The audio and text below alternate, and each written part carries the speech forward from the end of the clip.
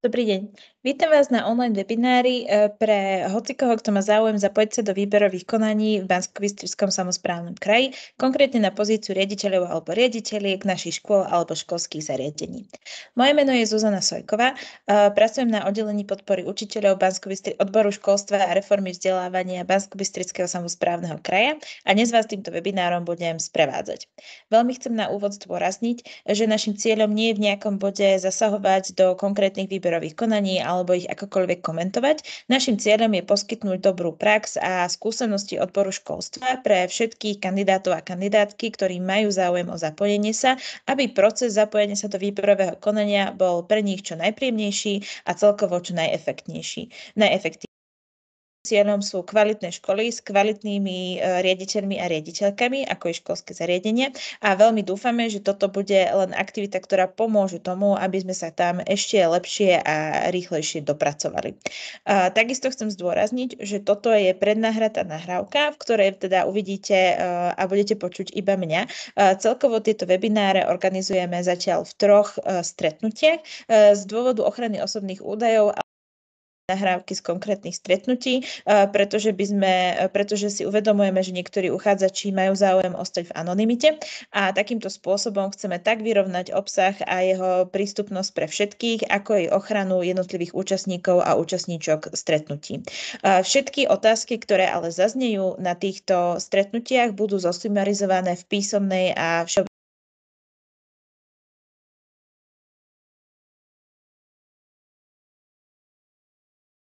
by mali dostať všetky relevantné informácie, či už sa zúčastnili alebo nie.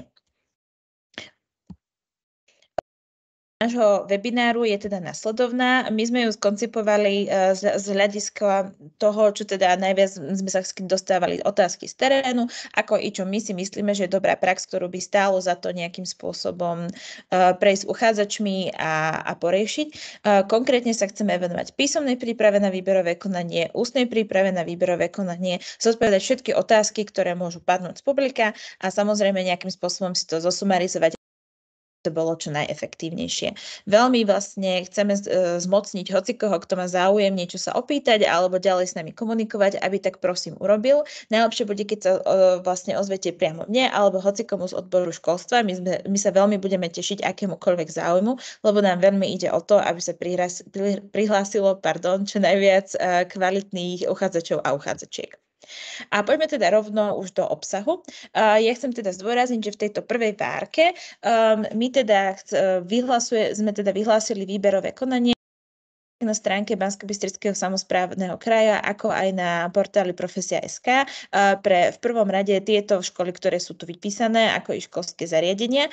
Prvý termín na prihlásenie je 11.5. V priebehu kalendárneho roka 2024 budú nasledovať ešte ďalšie výberové konania na školy, kde teda buď končí funkčné obdobie súčasnému vedeniu a je teda nevyhnutné, aby tam prebehlo výberové konanie. Školy, ktoré sú počiarknuté, sú školy, kde teda vedenie končí z dôvodu veku, takže je nevyhnutné, aby tam teda nastúpilo nové vedenie za každý.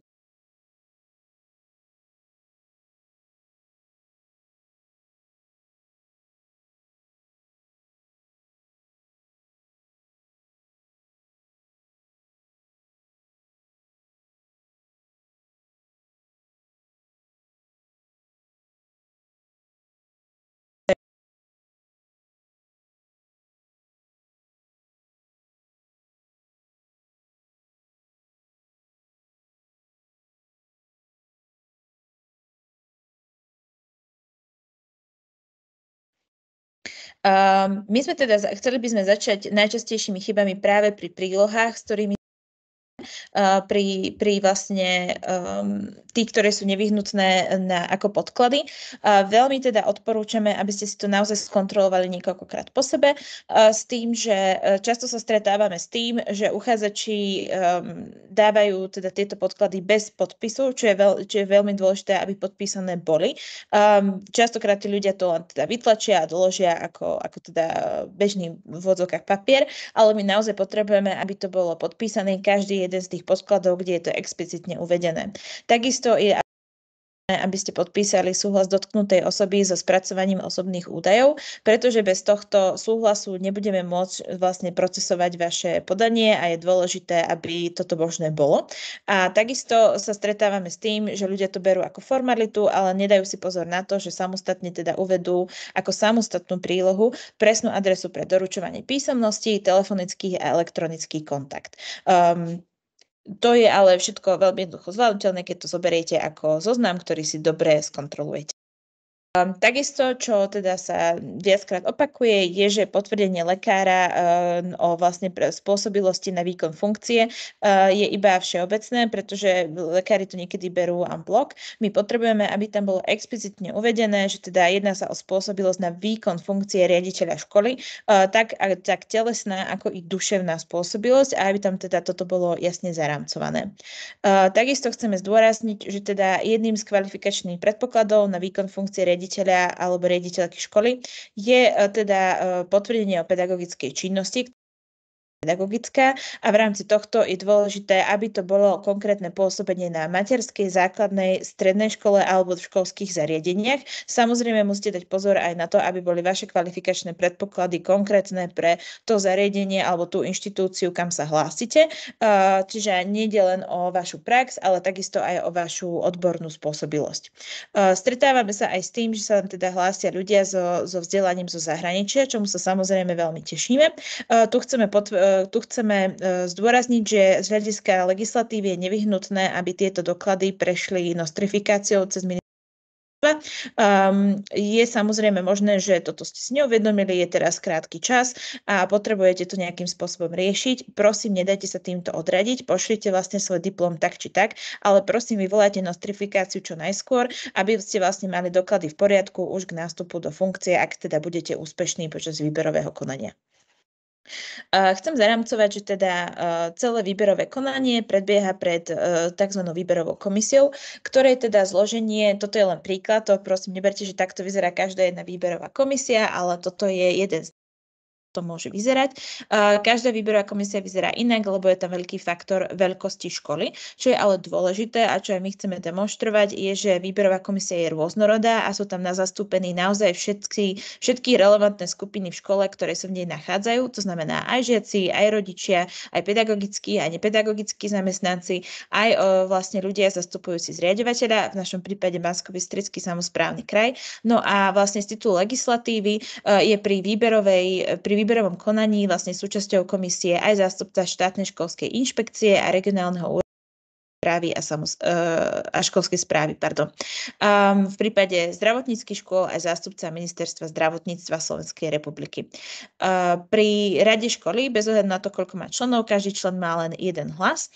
Je však dôležité, aby ste stále mysleli na to, že nie všetci vo výberovej komisii sú jednoliatá skupina, ktorá má rovnaké názory, ktorá sa možno dobre pozná, alebo rovnako úzko alebo hlboko pozná kontext. Je veľmi dôležité, preto myslím na to, že majú aj rôzne komunikačné štýly a tomuto by ste sa mali vedieť prispôsobiť počas celého procesu výberového konania. A ideme teda už rovno na písomnú prípravu, ktorá je teda veľmi dôležitá. Z hľadiska vyhláseného výberového konania je tu vždy teda dosť veľa požadovaných dokumentov.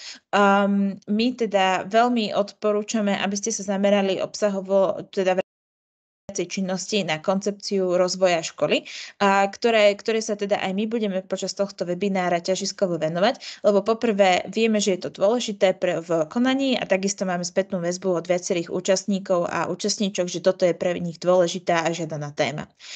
My vlastne vo vyhlásených výberových konaniach na schvál, teda programovo uvádzame, že odporúčané členenie na jednotlivé oblasti a odporúčaný rozsah koncepcie na 5 až 10 strán. Chcem odporúčanie, to znamená nejakým spôsobom to nie je niečo povinné alebo niečo limitujúce, čoho sa musíte držať. Ak sa rozhodnete, že vaša koncepcia bude mať 30, 50, 100 strán, je to plne možné. Toto je len naše odporúčanie skrze našich skúseností, že zhruba takýto rozsah je efektívny jednak na odprezentovanie vašej vízie a stratégie, ale zároveň aj pre komisiu, aby sa teda v úvodzovkách netopila v tej koncepcii, aby naozaj dokázala identifikovať tie hlavné myšlienky, ktoré sú pre vás dôležité. Ľahko sa môže stať, a často sa s tým stretávame, že kandidáti majú napríklad strašne veľa rôznych príloh, ktoré chcú dať do koncepcie. To samozrejme kľudne spokojne môžete využiť. Dôležité je len to, aby to bolo ľahko čitateľné a nasledovateľné, lebo čím to bude prehľadnejšie, tým jasnejšie komisia pochopí myšlienky, ktoré im chcete odprezentovať.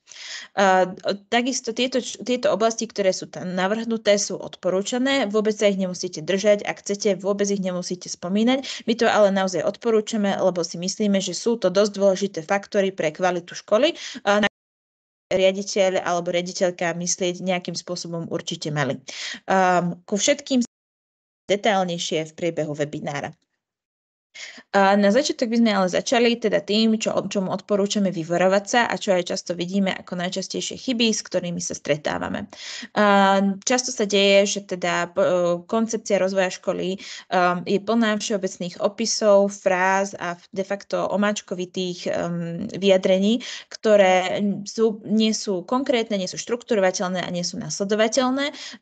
A viac to človek má pocit, že je to slohové cvičenie ako niečo, čo konkrétne chcete prezentovať. Takisto máme veľký problém, takisto je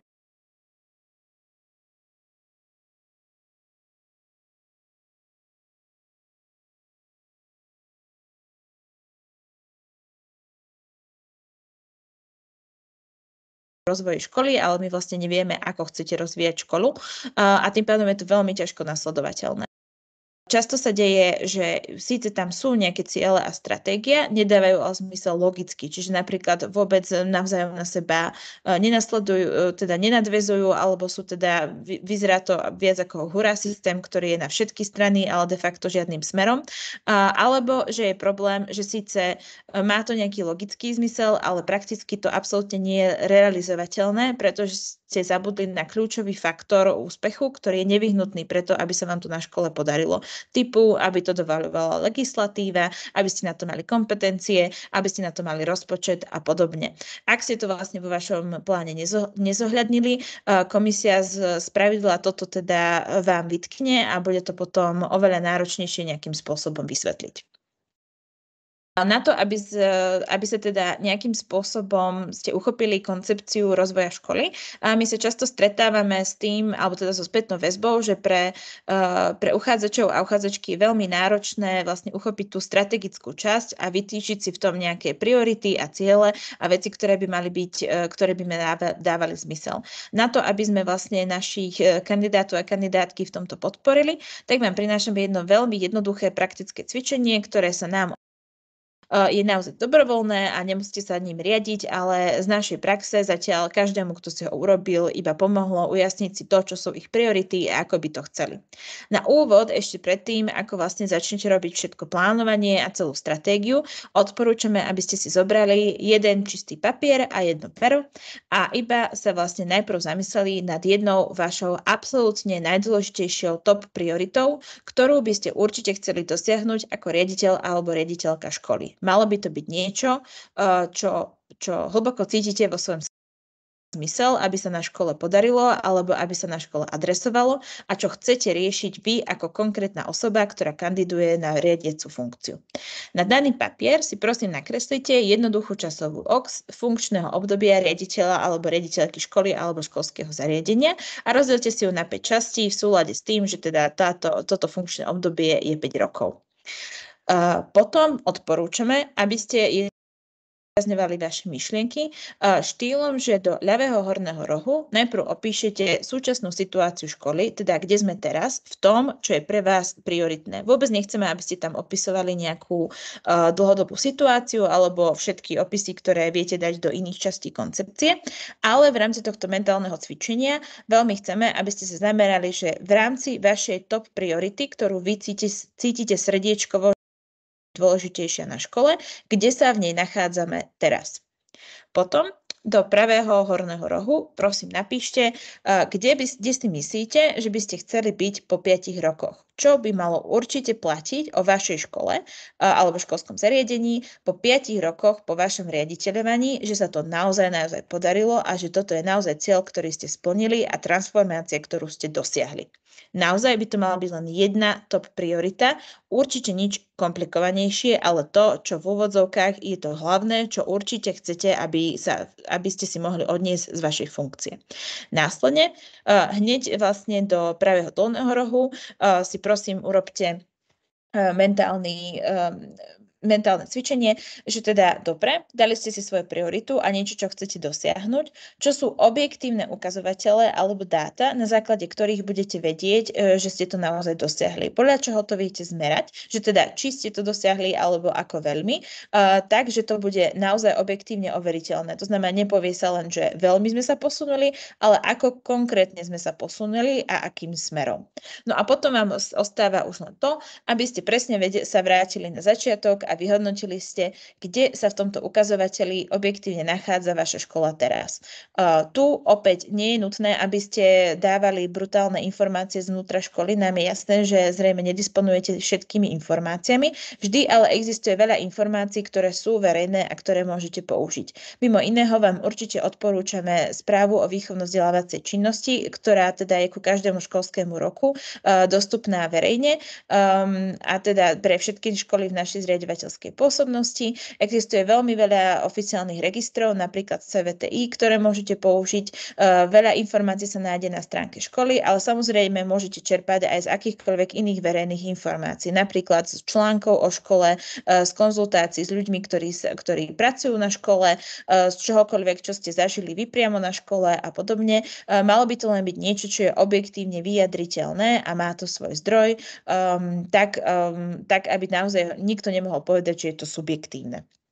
Aby sme dali konkrétny príklad, tak najčastejšie, s čím sa my stretávame a použijeme to teda aj my, je teda, že napríklad ja ako riaditeľka školy si zvolím cieľ, že je pre mňa veľmi dôležité, aby mi na škole rastol počet žiakov a žiačok. Opäť si teda nakreslím najprv časovú os, kde si teda vydám toto obdobie a začnem teda s tým, že momentálne viem, že na škole máme 230 žiakov a v jednej triede máme v priemerne 18 žiakov. Toto viem úplne jasne zo správy o výchovno-vzdelávacej činnosti, respektíve zo stránky školy, kde sú teda agregátne dáta o tom, koľko majú jednotlivé triedy žiakov. Ja teda viem, že chcem túto školu teda nejakým spôsobom posunúť vpred a že je pre mňa strašne dôležité, aby som si na konci vedela povedať, že za môjho riaditeľovania škola teda narástla, čo sa týka žiackej populácie a že teda chcem mať po 5 rokoch minimálne 300 žiakov a žiačok a ako veľmi silné odbory, konkrétne odbor X a Y, ktoré viem, že sú v mojom regióne veľmi dôležité. Toto je cieľ, ktorý mne osobne ako Zuzane Stojkovej dáva zmysel, je zaň horím a veľmi chcem, aby sa tá škola v tomto posunula, lebo chcem, aby v mojom regióne rástla. Ja teda môžem cez rôzne ukazovatele zistiť, ako teda budem vedieť, že sa to podarilo. Môžu tam byť rôzne faktory a to naozaj záleží od kontextu školy. Možno to nemusí byť hlavný problém, môže to byť teda jasné samozrejme počet žiakov, ale môže to byť o tom, že my potrebujeme zvyšovať záujem o školu, lebo napríklad máme rôzne prihlášky, alebo teda máme rôzny záujem o deň otvorených dverí, alebo náš problém vôbec nie je o tom, že teda nám málo detí nastúpi, ale málo detí si udržíme na škole, pretože veľa z nich vlastne odíde počas školského roka.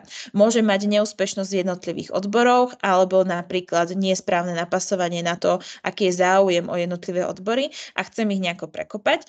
Ja to neviem určiť takto, len chcem ukázať, že je teda veľmi veľa objektívnych dát, ktoré môžem použiť na zachytenie toho, o čo mi ide. Veľmi do toho ale vstupuje už ten konkrétny kontext školy, aby som presne vedela zodpovedne teda vyjadriť, na základe čoho to dokladujem.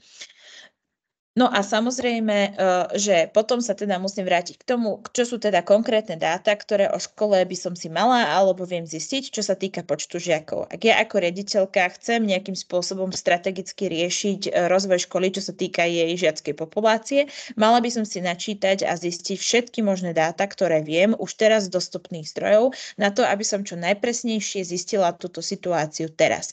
To znamená, všetko, čo sa týka obsadenosti odborov, záujmu o jednotlivé odbory, to, ako sa vyvíja ženská populácia, to, ako sa vyvíja možno demografia, to, akým spôsobom funguje nejaká fluktuácia počas roka, ako vyzerajú dni otvorených dverí, čo už škola využíva na nábor žiakov, respektíve ich spokojnosť a podobne.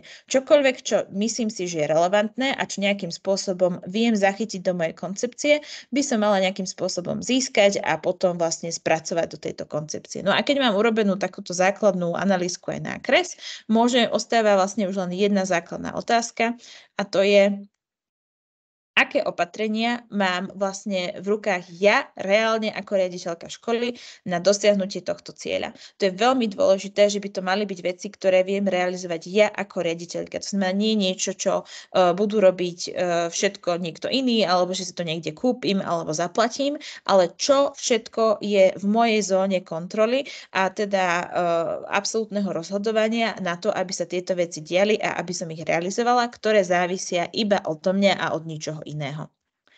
Aby som teda dala príklad, ja viem, že teda chcem nejakým spôsobom zvýšiť počty žiakov a mám konkrétne teda opatrenia, ktoré môžem urobiť ja ako riaditeľka školy.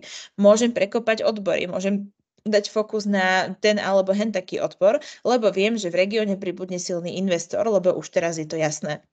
Môžem zapracovať na nábore žiakov, že teda máme problém s tým, že teda vôbec tu nepracujeme s tým nejako strategicky, zavedieme novú štruktúru dňa otvorených dverí, úplne na novo zasieťujeme základné školy, rozbúchame spoluprácu s konkrétnymi subjektmi, ktoré vieme, že sú silné okolo mojej školy a kde viem, že škola s nimi zatiaľ nepracuje a podobne.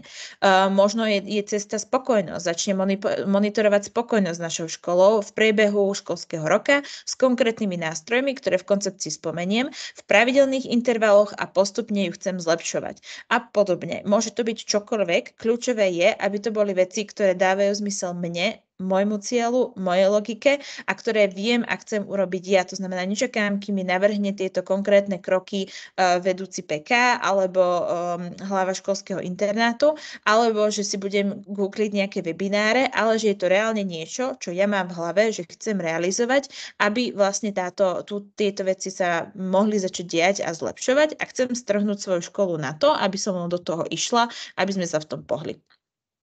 Pri koncepcii je veľmi dôležité teda nejakým spôsobom dať alebo teda vziať do úvahy aj všetky kategórie, ktoré my teda spomíname. Vôbec nehovoríme, že ich tam musíte mať obsahovo, aj keď to odporúčame. Veľmi nám ale dáva zmysel, aby vlastne pri tom, ako si túto koncepciu tvoríte, ste sa nad nimi zamysleli a nejakým spôsobom ten obsah na ne naviazané ste zahrnuli do svojej koncepcie. Konkrétne je to kvalita výchovno-vzdelávacieho procesu, tvorba inkluzívnej kultúry školy, personálne riadenie a ekonomika a prevádzka školy.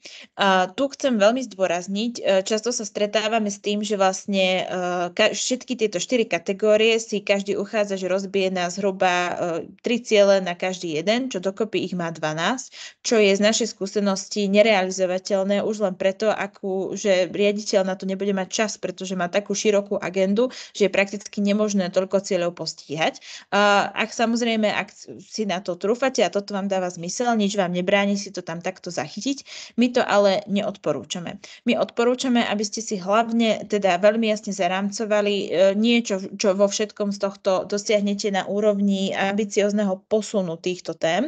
Aj keď teda tešíme sa ambiciozným cieľom, ale naozaj chceme, aby ste boli hlavne mysleli na realizovateľnosť a realistickosť, ale je pre nás dôležité, aby to bolo konkrétne a realistické a aby to bolo zamerané na kvalitu.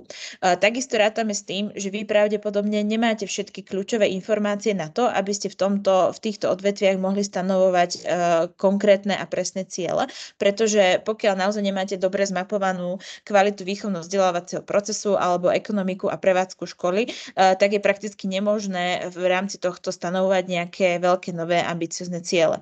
Je pre nás ale dôležité, aby sme videli, že ako riaditeľ alebo riaditeľka školy budete vedieť o týchto témach uvažovať a viete, čo pre vás je ten znak kvality, ktorý chcete, aby platil o vašej škole.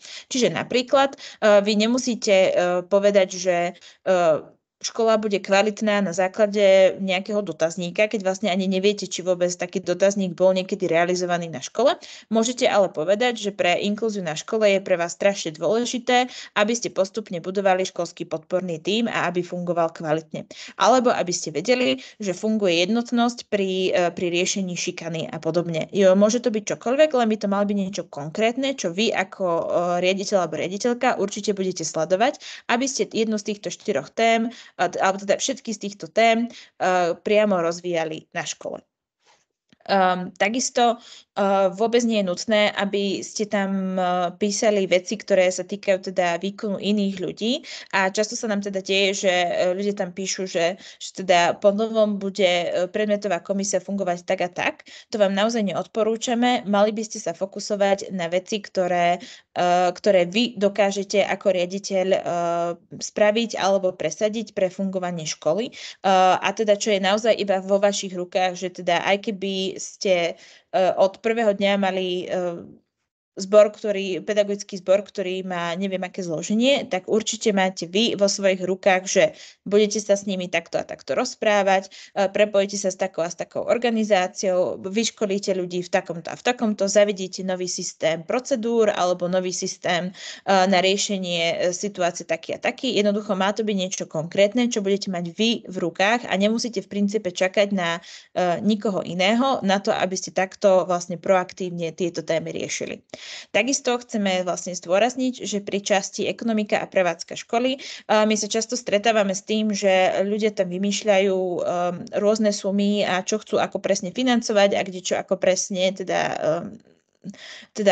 pozháňajú a ako to bude teda celé rozpočtovo kvitnúť. S tým, že teda keď nemajú ani vstupné informácie o rozpočte, ani teda vôbec nevedia, ako sa tvorí, respektíve aké sú tam všetky zákonitosti, tak to je celé skôr hádanie a ten kandidát alebo kandidátka robí vlastne zle sám sebe, lebo nevie, čím je limitovaný a komisia ho v tomto môže nepríjemne prekvapiť. My vám odporúčame a to je naozaj aj to základné pravidlo, ktoré si myslíme, že kľúčové, aby bolo zaramcované, že my vôbec nechceme, aby ste tam dávali presné sumy, ktoré získate pre rozpočet školy, lebo to je prakticky nemožné, ale aby ste sa zamerali na to, čo ako riaditeľ alebo riaditeľka dokážete vlastne urobiť pre rozvoj príjmov školy a ekonomický rozmach vašej inštitúcie. To znamená, aké sú kroky, ktoré viete robiť vy ako štatutár organizácie na to, aby postupne ste zvyšovali jej rozpočet. Môžu to byť konkrétne projekty, nejaký sponzoring, ktorý je silný vo vašej spádovej oblasti, podnikanie, ktoré vám dáva zmysel pre vašu školu, spolupráce, ktoré viete, že sú teda aj finančne prínosné alebo nejakým spôsobom dávajú zmysel pre skvalitňovanie prevádzky školy alebo čokoľvek, kde vidíte niečo, čo vie byť optimalizáciou vášho rozpočtu. Či už sú to veci, kde vám dáva zmysel, že viete šetriť, alebo veci, kde vám dáva zmysel získavať extra zdroje. Mali by ste ale nejakým spôsobom presvedčivo vo vašej koncepcii oddemonštrovať, že nad týmito témami dokážete strategicky uvažovať, dokážete prinášať konkrétne návrhy, ktoré sú reálne realizovateľné a viete za ne prevziať potom zodpovednosť. Takisto s tým sa stretávame často. Veľa z týchto vecí je naozaj možno náročnejšia alebo komplikovanejšia a v tomto prípade, ak je to naozaj tak, že vlastne je to väčšia téma, tak odporúčame nie, aby ste to zbytočne zjednodušovali alebo vypúšťali, ale aby ste našli vlastne spôsob, ako to graficky znázorniť, aby to bolo uchopiteľné. Často sa stretávame a teda odporúčame s tým, že teda uchádzač alebo uchádzačka použije nejaký diagram alebo nákres alebo proste nejaký obrázok, prípadne grafické zvýraznenie, ktoré veľmi pomáha potom komisii sa inak v texte orientovať, ale aj vo vašich myšlienkach orientovať a takisto čokoľvek, čo je štrukturované, je len a len plus. My teda odporúčame, aby uchádzači a uchádzačky teda do svojej koncepcie zahrnuli aj konkrétne ciele na prvé vlastne 2 roky a následných 5 rokov. Je to jednak preto, že vám to zjednoduší naozaj plánovanie a keď si to takto časovo pretavíte, tak to bude oveľa uchopiteľnejšie preto, ako chcete s touto témou pracovať. Takisto je to ale aj dôležité potom pre odpačtovanie tých cieľov a teda toho, že či ste teda svoju koncepciu naplnili alebo či sa v nej hýbete správnym smerom a podobne.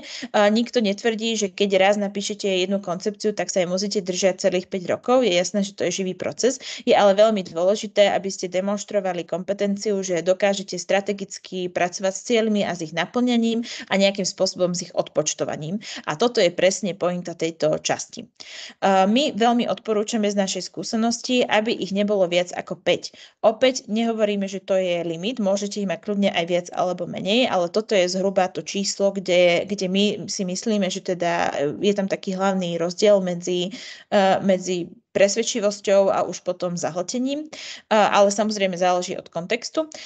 Celá pointa je, aby ste sa teda neboli tvrdo limitovaní číslom 5, ale hlavne, aby ste sa sústredili na kvalitu a presvedčivosť, ale nie na kvantitu.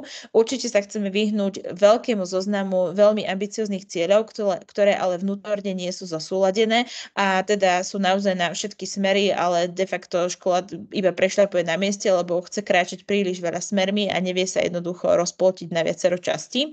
A veľmi, veľmi, veľmi odporúčame, aby boli napísané vlastne v smart forme. Smart forma písania cieľov je už veľmi akože bežná aj v práci Banskobystrického samosprávneho kraja. My by sme boli veľmi radi, aby sa toto čo najviac šírilo terénom a čím viac vlastne viete na ňu adaptovať, tým lepšie aj pre vás, aj celkovo pre rozvoj tejto témy. Vlastne SMART ciele, alebo teda akroným SMART pochádza z angličtiny a jednotlivé písmenka vlastne vyjadrujú vlastnosti, ktoré by dobre napísaný cieľ mal určite mať. Po prvé, mal by byť špecifický, to znamená konkrétne vyjadrený, mal by byť merateľný, mal by byť vykonateľný, realistický a časovo vymedzený. To sú vlastne základné veci, ktoré si viete vlastne zvedomiť a skontrolovať vždy, keď napíšete nejaký cieľ. A my teda odporúčame začať teda od tej vašej časovej osy, ktorú ste si písali, a začať vlastne od toho posledného, že sú časovo vymedzené, vyslovene len preto, že keď začnete tým časovým hľadiskom, tak oveľa lepšie si skontrolujete, že teda či je to naozaj realistické a vykonateľné a potom vlastne už tá merateľnosť a špecifickosť sa rýchlo doplní, ale je to takto tak až intuitívne na písanie. Aby sme teda uviedli nejaký konkrétny príklad, čo viete použiť, je, že teda napríklad do 2 rokov bude škola jednotne postupovať pri vynúcovaní pravidiel na škole s fokusom na dochádzku, ktorú chceme adresnými opatreniami znížiť na úroveň maximálne 10 neospravedlnených hodín na žiaka ročne. Tu chcem opäť zdôrazniť, že ako vidíte, to vôbec nemusí byť niečo, čo je šialene ambiciozne.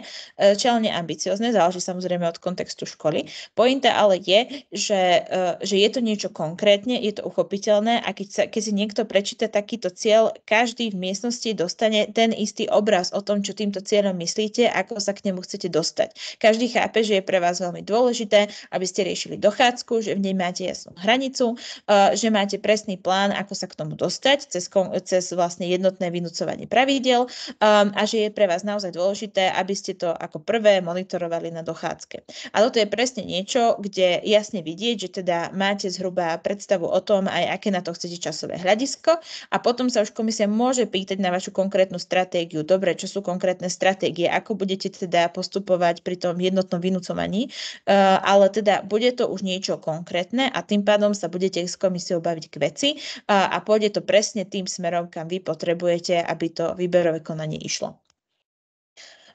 Potom, ako si vlastne spíšete celú vašu koncepciu, to znamená všetky 4 oblasti, vaše cieľe na 2 až 5 rokov, je vám jasné, čo je vašich 5 top priorít, tak veľmi odporúčame, aby ste si celú koncepciu ešte záverečne skontrolovali postupom, ktorý odporúčame takýmto štýlom. Poprvé, skontrolujte si, či máte všetky ciele, ktoré uvádzate v texte, aj tie, ktoré máte naozaj že iba v opisnej časti textu, akože v rámci nejakého odseku, aby ste si skontrolovali, či ich naozaj máte napísané v smart forme. Po druhé, všetko, čo navrhujete, mali by ste si tam nejakým spôsobom overiť, že či je to teda súčasťou kompetencie riaditeľa školy, či tam sú nejaké legislatívne limity, na ktoré musíte myslieť. Tu naozaj odporúčame už len vedieť, že napríklad ktoré zákony ovplyvňujú to, čo chcete, alebo čo je tam dôležité sledovať, lebo je strašne veľa vecí, ktoré sa v priebehu roka menia a mali by ste teda, ak chcete niečo, čo je takéto, že to podlieha napríklad nejakému vykonávaciemu predpisu ministerstva školstva alebo podobne, tak je veľmi dôležité, aby ste vedeli, že to musíte sledovať a zobrať do úvahy. Určite si teda skontrolujte, či to nejakým spôsobom súvisí s rozpočtom.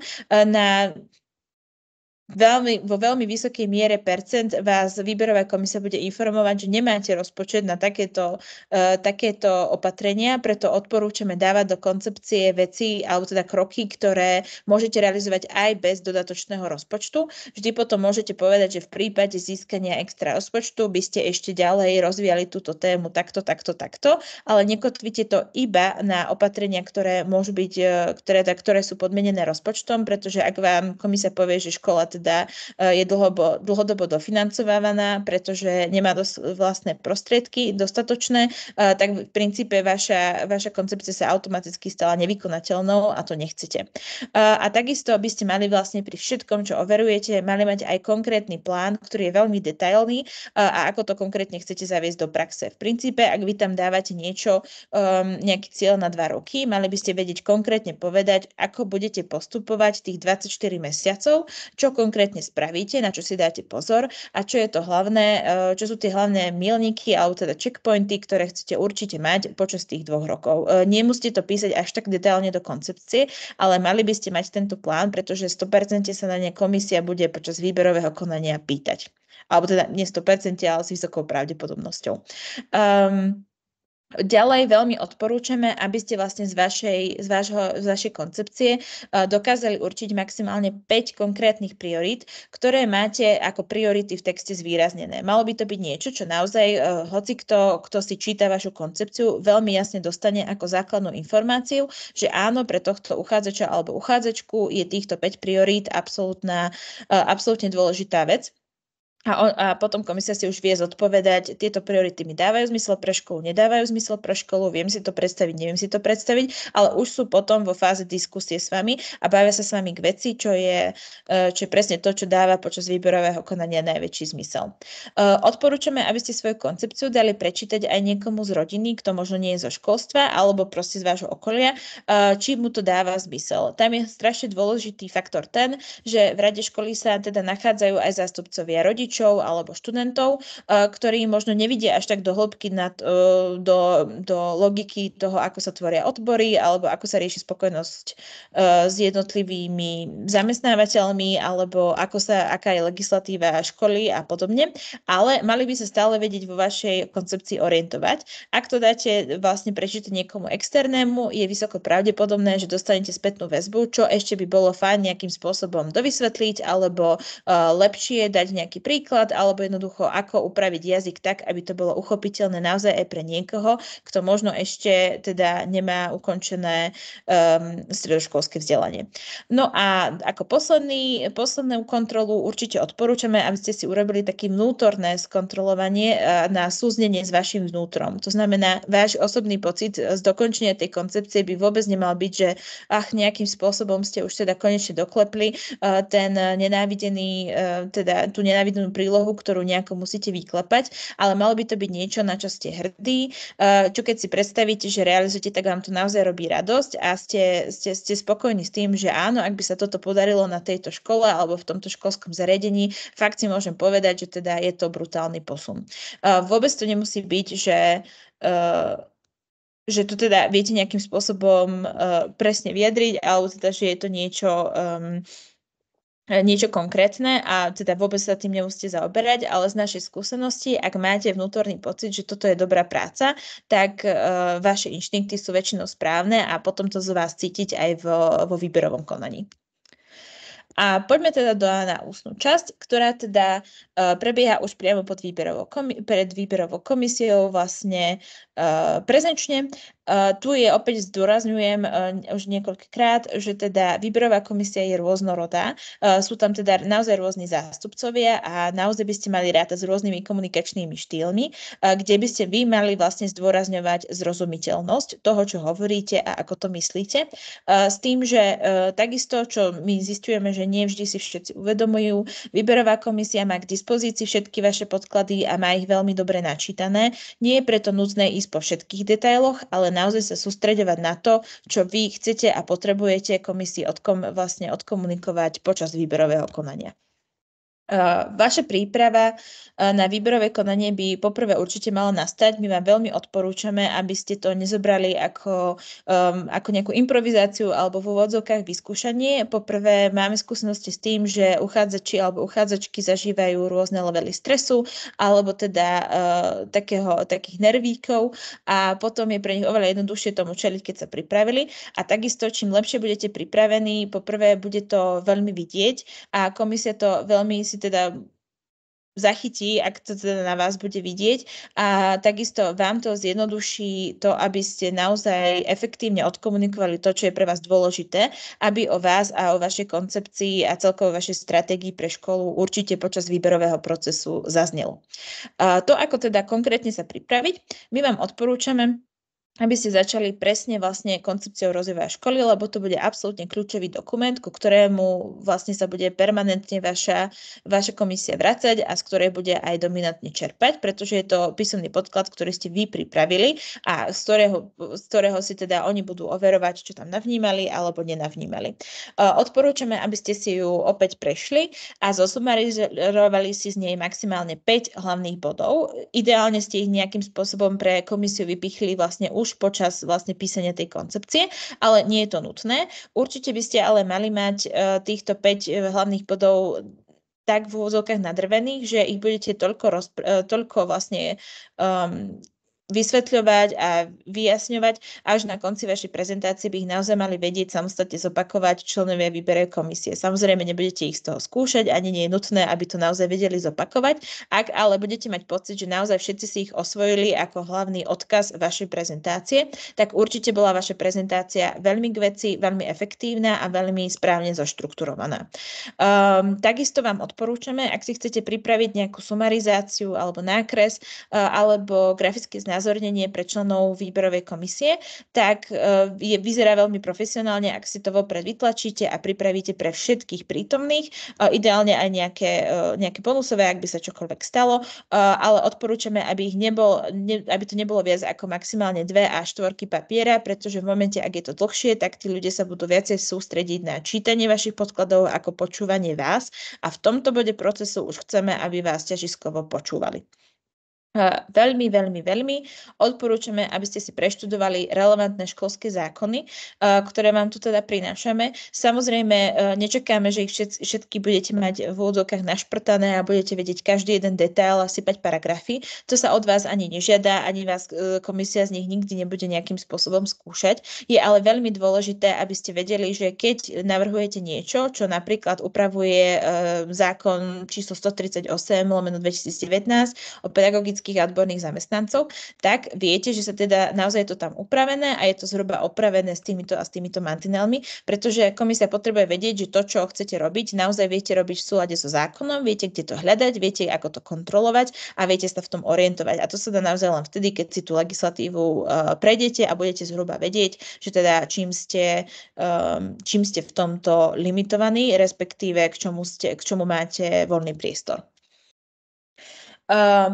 To je, čo sa týka koncepcie, tam je ale veľmi dôležité, že komisiu nebude zaujímať len to, akú teda máte koncepciu, ale aký ste vy ako kandidát a aké máte jednotlivé kompetencie na výkon funkcie riaditeľa alebo riaditeľky školy či školského zariadenia. K tomuto ako vlastne taký príklad dobrej praxe, ktorý sa nám osvedčil pri príprave kandidátov a kandidátiek, odporúčame, aby ste si úplne samostatne v rámci svojej vlastnej reflexie sadli chvíľku nad váš životopis aj vlastne si zreflektovali celú svoju svoju pracovnú históriu a vyslovene separátne na samostatný papier alebo do samostatného dokumentu si vypísali všetky pozitívne momenty, na ktoré ste vy osobný pyšní a kde viete, že ste postupovali v súlade s tým, čo sa žiada v riaditeľskej funkcii. Tu chcem veľmi zdôrazniť, že to absolútne nemuseli byť nejaké bombastické úspechy, ktoré sú proste nevídané v Slovenskej republike alebo čokoľvek podobné a budú proste plniť titulky novín. Tam vôbec nejde o to. My chceme vidieť demonštrácie kompetencií, ktoré sú podľa vás dôležité pre riaditeľskú funkciu, s tým, že veľmi odporúčame, aby ste sa pri tejto reflexii zamerali na to, že máte veľmi jasne dané kontext, v ktorom sa teda toto konanie udialo, a kroky, ktoré ste vy podnikli z vlastnej iniciatívy na riešenie tej situácie a výsledok, ku ktorému to viedlo. Keď to vlastne takto príbehovo aj objektívne komisii vysvetlíte, tak neexistuje, že komisia z toho nebude jasne vedieť, teda odlíšiť, že teda či ste tam prejavili tú kompetenciu alebo nie. A výsledok by ste určite mali nejakým spôsobom vedieť vyjadriť číselne. Opäť nie preto, aby sme si všetko brutálne merali, ale hlavne preto, že keď to bude exaktné, tak komisia si bude vedieť urobiť názor o tom, aký je váš úspech reálne relevantný. A samozrejme, keď je to nejaký veľký úspech, tak dáva zmysel, aby to malo svoj kredit. Ale naozaj to nie je nevyhnutné, aby to bolo bombastické, len aby to bolo pozitívne a aby to bolo konkrétne. Takisto ale je veľmi dôležité pripraviť sa aj na možné negatíva, ku ktorým možno dôjsť vlastne počas výberového konania. A tu opäť odporúčame, aby ste si urobili vlastnú reflexiu, prešli si svoj životopis, celú svoju pracovnú históriu, všetky momenty, ktoré boli teda skôr takého negatívnejšieho charakteru, že ste naozaj z nich neboli nadšení, urobili ste tam nejakú chybu alebo nesprávne rozhodnutie. Je to úplne v poriadku, keďže sme všetci ľudia a všetci robíme nejaké chyby. Je ale dôležité, aby vy ste si v rámci svojej reflexie prešli nielen to, kde ste v úvodzovkách nejako pochybili alebo máte priestor na zlepšenie, ale aj ako ste sa z týchto chyb poučili a ako ste v budúcnosti postupovali inak. Ak vlastne viete demonštrovať to, že máte nejaké konkrétne príklady vášho profesijného, osobnostného alebo kariérneho rastu, kde ste teda vy zvládli tento rast, tak dáva veľký zmysel, že to je teda relevantná informácia pre výberovú komisiu a že teda oni chcú počuť o týchto príkladoch. No a čím lepšie ich vy máte pripravené a čím konkrétnejšie ste si to vlastne vopred spísali, tým pohotovejšie budete reagovať počas výberového konania a budete vedieť vlastne komisii dať presne tie príklady, ktoré sú o vašej histórii alebo o vašom profile najvýpovednejšie. Počas ústnej časti sa my teda často stretávame s tým, že veľa kandidátov a kandidátiek má tendenciu k ústnej časti pristúpiť ako na skúšky na vysokej škole, kde teda všetci sme naučení veľmi veľa hovoriť a prinášať veľa konkrétnych príkladov a teda opisovať, aby bolo jasné, že o téme máme veľa načítané. Tu vás ale chceme veľmi vlastne popchnúť k tomu, aby ste sa sústredili nie na neustále rozprávanie, ale hlavne na presvedčivosť a na konkrétnosť o tom, že viete, o čom hovoríte a viete ako na to. Chcela by hlavne teda jasne zvedomiť a odkomunikovať komisii, prečo ste si vybrali týchto 5 bodov a ako ich dokážete naplniť a pretaviť v realitu a prečo vlastne dokážete byť kvalitným kandidátom pre vašu školu. Nie to, koľko veľa o škole viete, pretože o tom nikto nepochybuje, že o škole viete veľa, my ale potrebujeme dávať fokus na to, kto je naozaj najvhodnejší a najkvalitnejší pre danú školu. Ak sa náhodou deje, že máte teda niečo, čo viete, že je to ťažšie uchopiť alebo je to pre niekoho možno mimo témy, tak veľmi odporúčame, aby ste to zjednodušili cez nejakú všeobecne uchopiteľnú metaforu alebo logiku veci, alebo si naozaj pripravte pre komisiu nejaký grafický podklad, ktorý jej pomôže túto tému uchopiť a nejako s ňou pracovať. Takisto veľmi, veľmi odporúčame, ak pri všetkom, čo navrhujete, budete mať aj nejaký príklad z dobrej praxe, kľudne len ako poznámku počiarov, ale že reálne máte ten prieskum a máte tie konkrétne príklady, kde sa to už podarilo, tak je to len a len plus. Nemusí to byť nič veľké, môže to byť kľudne niečo, čo sa podarilo v škole o 3 okresy ďalej, alebo je to regionálna vec, alebo viete, že to funguje v zahraničí, alebo ste čítali zaujímavý článok o tejto dobrej praxi a viete si predstaviť, že by to bolo využiteľné aj vo vašej škole a podobne. Naozaj to nemusí byť niečo ohromne veľké, keď ale máte ku všetkému to, že ste si naozaj teda preštudovali, aké sú k tomu podklady a to, čo navrhujete, už zafungovalo aj niekde inde. Je to pre komisiu komisiu, aj pre hocikoho zapojeného veľmi presvedčivé.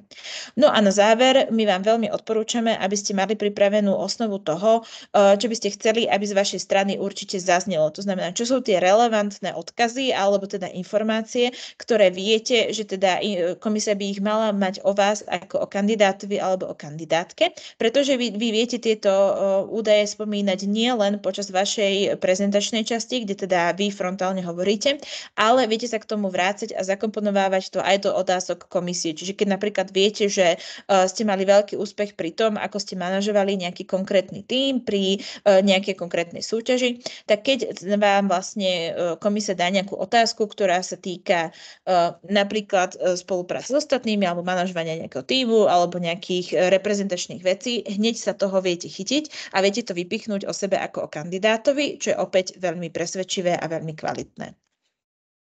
Odporúčame určite sa vyhnúť týmto situáciám. Všetky vlastne vychádzajú z toho, čo teda naozaj je inštitucionálna pamäť odboru školstva. Už sa udiali za praxe ľudí, ktorí tu pracujú a teda môžeme zodpovedne povedať, že neboli najsprávnejším rozhodnutím v tom bode pre daných kandidátov a kandidátky a boli by sme teda radi, aby sme sa v tomto vedeli posunúť na ďalšiu úroveň a celkovo ako samosprávny kraj. My sa teda často stretávame s tým, že kandidáti zvolia zlú časovú rozvrhnutosť a teda slabo si dajú pozor na rozdelenie svojho času, ktorý dostanú k dispozícii. Často sa teda stane, že keď napríklad máte 5 priorít, ktoré viete, že chcete odprezentovať, tak sa strašne rozhovoríte o prvom alebo o druhom bode a reálne vám neostane priestor na to, aby ste odprezentovali všetkých 5. Tak sa môže stať, že komisia reálne dostane ako odkaz od vás len tie prvé 2 body, ktoré ste teda stihli odprezentovať a do veľkej hĺbky, ale nie sú tam už tie ďalšie 3 a potom sa vlastne veľmi, veľmi náročne vracete k tým ďalším 3 a je to celé také rozbité, respektíve komplikované na navigáciu.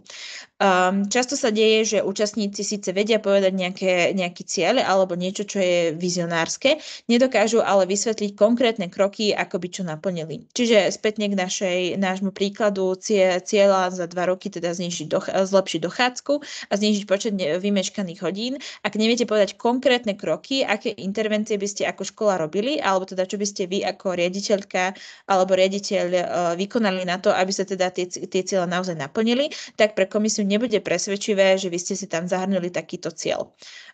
Takisto už sa nám stalo, že teda niečo, čo účastníci napísali do koncepcie, v priebehu pohovoru de facto odvolali, povedali, že teda to nemysleli vážne a de facto sa by seba poprú počas výberového konania. Toto neodporúčame, lebo to je pre komisiu veľmi zmetočné a častokrát nie presvedčivé.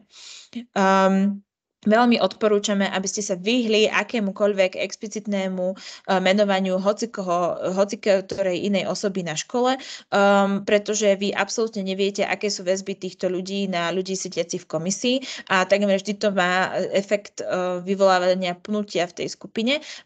Vám to nemá absolútne ako pomôcť, ani tej situácii to nemá ako pomôcť. Naozaj odporúčame, aby ste sa sústredili na svoju stratégiu, svoju koncepciu a svoju víziu a nezaťahovali do toho tretie osoby.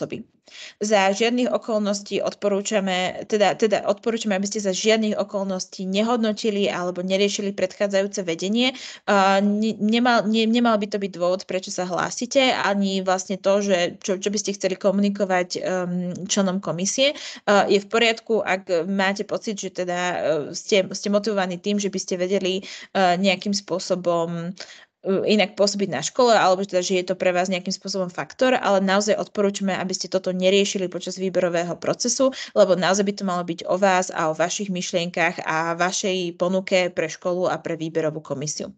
A takisto je úplne v poriadku, ak sa vyhnete siahodlnému predstavovaniu školy, všetkých akože informácií, ktoré teda fungujú na škole, pretože s vysokou pravdepodobnosťou toto všetci z výberovej komisie už poznajú, oni poznajú aj vašu školu, aj všetky informácie, aj seba navzájom a nie je absolútne nutné, aby ste im vysvetľovali niečo, čo už dávno vedia. Zamerajte sa hlavne na to, v čom vy vidíte zmysel a prečo ste sa na toto zamerali a na základe čoho ste sa na to zamerali a ako to chcete posunúť.